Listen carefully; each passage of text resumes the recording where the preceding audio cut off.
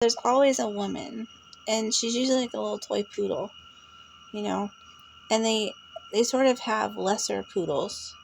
They sort of tot into situations, and they're like, okay, this will be like the drop of milk in the pepper, or the drop of pepper in the milk, or whatever it is that makes everything scatter, and it'll be perfect, right? Because in their culture that works. Because not because of the woman, but because everybody knows the script, right? Catalyst shows up. Person A gets mad at person B. Person B is living their life happy. But person A wants person B to change. So person A throws a catalyst in the mix. They throw somebody at their husband. They throw somebody at their wife. They throw somebody at their kids. They throw somebody at their house. They throw somebody at their bank, whatever. And then person B does something, plays a game with them, responds in some way, transacts. Either he fights with them, or he argues with them, or he gives them attention in some other tertiary form, like talks about them to people, or makes a about them, which I'm not doing. This is still a podcast channel. Or goes to their parents and gets them in trouble, etc. And that's the script. That's the only script that they have. It's the only script that they know. So what you see is this whole procession of toy poodles. Each one more catalyst making than the last, but none of them really great. But still, fair amount of catalysts showing up, one after that. Because what they want is for everybody else to have buy-in to the catalyst, to rush over and want to pet the puppy, to give the puppy the nicest place, or to, make the puppy the star person in the place or whatever. With the promise that with the catalyst would come some sort of invisible and non-existent reign of happiness. But the real payoff is person B changing, and not any of the other stuff. If they could produce any of the other stuff on a reliable basis, they wouldn't need all the drama, and they would have a place of their own for their catalyst, and they would just be living and making money off the catalyst anyway, right? But they don't. They're kind of like mobile with their catalyst. They and their catalyst don't have a real place to be because they don't earn it. Their catalyst doesn't get picked up by a rich guy and kept forever. Their catalyst doesn't get, anything really. They just sort of look good for long enough for person B to change, and then they get thrown out. They have to find somewhere else to be. And that's kind of a sign. And so person B, if they're smart, they know that all they have to do is nothing, really. It's like a bad rainstorm. You don't really have to change anything. You just sort of have to make sure that everybody's okay, and that you can ride it out, and then be. But it's crazy how many people think that works. And you can always tell them because there's poodles. It's so funny. Whenever you see a really fancy poodle, there's a situation going on. It's another Walmart thing that I have.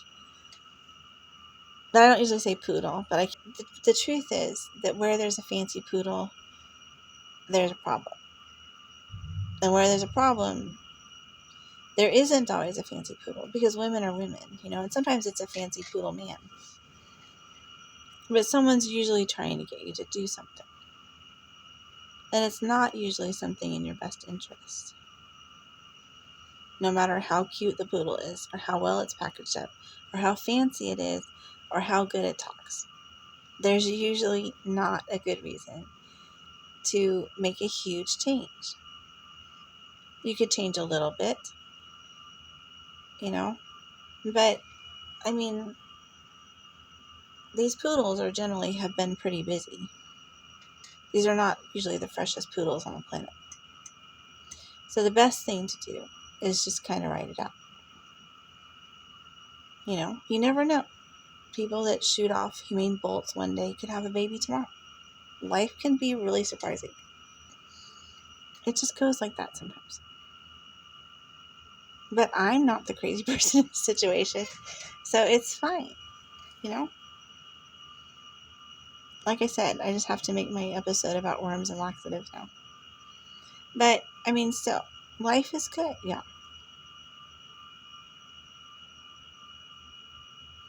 And what they do is they find themselves standing in the middle of quicksand with their poodles, trying to hand you cups of sand. Like, take my sand. I thought you were going to want this quicksand, so I'm standing in it, and now I'm in the quicksand, and you're still where you were, and that's just not okay with me. And so now I have to do something dreadful. And that, to me, is where we are right now. And that's why I think people are kind of, I think it's getting kind of, I'm not worried. I'm just trying to document it for my own personal safety. Because I have seen situations like this get kind of bad. Because they thought I was going to sell my house in 2005, and I didn't buy my house in 1999, and they didn't. They thought they were going to buy my house in 2005, and they couldn't because I didn't need to sell it, and they thought that I was going to sell my house in 2014, and they couldn't afford it, and I tried, which is fine. There's no shame there, y'all. And they thought that I was going to leave when my kids graduated, but I didn't need to because it's a good situation. It's just very strange. And people keep trying to disrupt me by standing in quicksand and being like, come on, join me over here.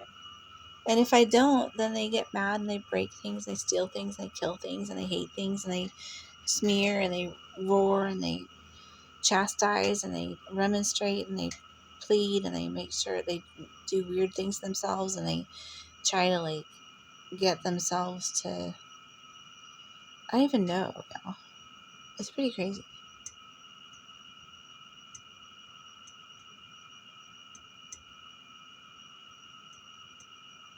And I just wonder, is society just waiting for quicksand to swallow them up?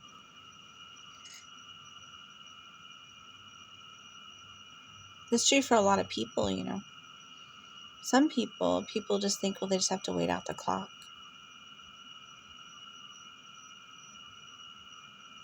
I think about that a lot with my sister, because I actually love my sister, But my sister's not well cared for. And doesn't have a lot of nutrients. She's not well cared for, and she's older. And there's a lot of people, so not her, but her type. There's a lot of people out there in the world like that. And you could see them just kind of, people just sort of saying, oh yeah, that's terrible. But they know that if they vamp long enough, that she'll probably not live a whole lot longer if she keeps going the way she's going right now. So they just wait for her to kind of or people like her, hopefully, because God, I don't want that to be true for her, but people like her, they just kind of vamp, wait for them to run out the clock.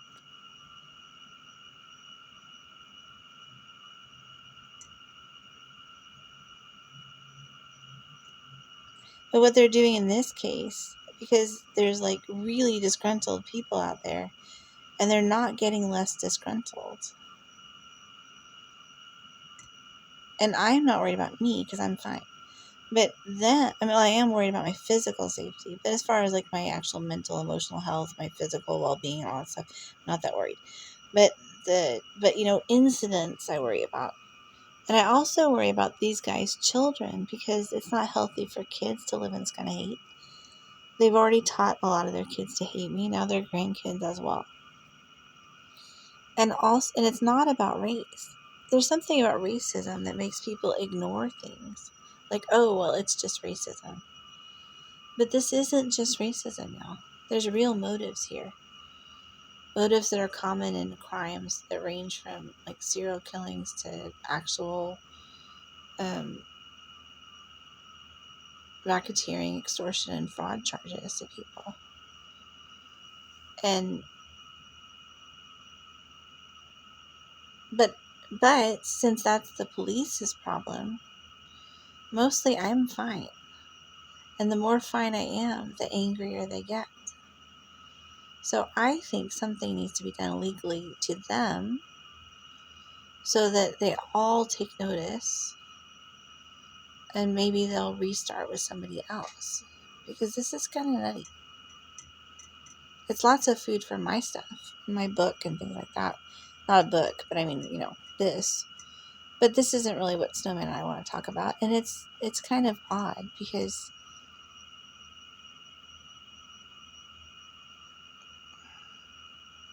I don't know, like my Australia story, they're always going to see that as me getting set aside.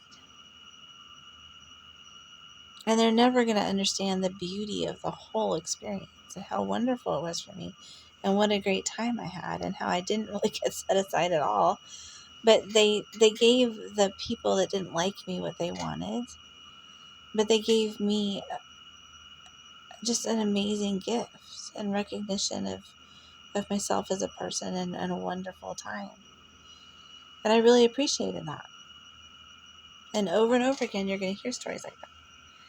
And that's my, existence. It's my experience. And I really have been blessed. But the more they hear that, the angrier and more hateful they get. And they do stuff like this with the timestamps, which I'm probably going to still be fighting hours from now because it's built into the Chrome, which is sad. And so the real question is, will anybody do anything about that? Thank you very much for listening. Please like and subscribe. I appreciate y'all.